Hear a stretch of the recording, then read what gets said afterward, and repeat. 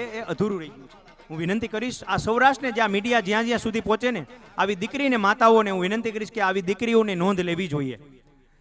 જે આપણે આ બહેન છે પૂજાબેન ખૂંટ, એ સદગુરુ સેવા ચેરિટેબલ ટ્રસ્ટ શેના માટે મેં પ્રશ્ન કર્યો હતો બેનને, તો બેને એટલું કીધું કે મારા સસરા છે ને ગુરુ એવા ઘણા બધા વંદનીય છે આપણા ધરતી ઉપર. સૌરાષ્ટ્રની ધરતી તો એક સંત સુરા ને દાતારની ધરતી છે, હોય જેમાં કોઈ શંકાને સ્થાન નથી.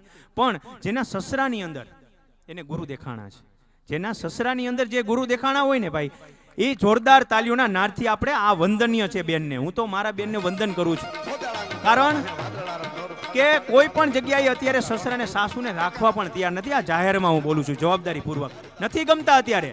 પણ જે પોતાના માતા પિતાને તો ગમતા જ હોય છે, પણ જ્યારે સસરાને ગુરુ બનાવવા હોય તો એ તો સસરા તરીકે તો દીકરી તરીકે હોય, પણ એનાથી એક સ્ટેપ ઊંચો છે, જે પૂજનીય તરીકે રાખો ને. તો આ અત્યારે આ સાંપ્રત સમય આ કળિયુગની અંદર આવા દીકરીએ તો ખરેખર આ પવિત્ર દીકરી છે.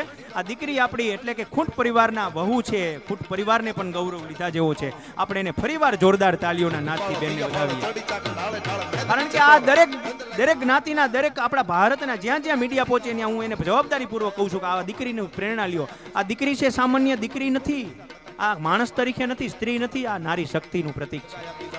કારણ કે આવું મહાન વિચાર જો આ સમયમાં નકર ઘણા બધા એવા ગુરુ છે કે આપણે ભાઈ મારે નામાંકિત ગુરુ કરવા છે, મારે એવા ધારણ કરવા છે, અત્યારે કરે જ છે બધા, અને એ ખોટું નથી, વંદનીય છે. બધા ગુરુને હું વંદન કરું છું, પણ પોતાના પરિવારમાંથી ગુરુ શોધવા ખરેખર એ દીર્ઘ દ્રષ્ટિ હોય આ દીકરીને. એટલે આ બેનને આપણે વંદનીય છે. મને તો ખૂબ ગદગદ છાતી મેં લેખ લખ્યો છે, હું લેખ પણ પેપરમાં લખવાનો છું, કારણ કે હું મીડિયામાં પણ છું એટલા માટે.